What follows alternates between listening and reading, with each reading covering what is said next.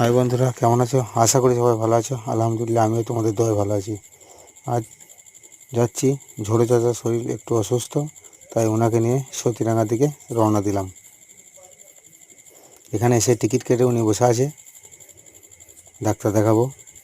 Doctor দেখানো হয়ে গেছে, ওষুধ নেবো বলে ওষুধ নিতে গেছে। ওখানে উনি বললো একবার গান শোনাতে, তাই শুনিয়ে দিল একবার।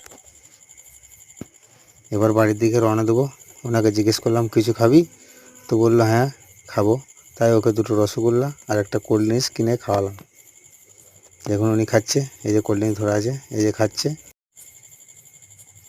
দেখুন ওনার কোল্ড ড্রিঙ্কস খাওয়া হয়েই গেছে, একটু বেড়ে গেছে। উনি আর ওনার মায়ের জন্য নিয়ে যাবে, তাই আমাকে বলছে যে আর খাবো না।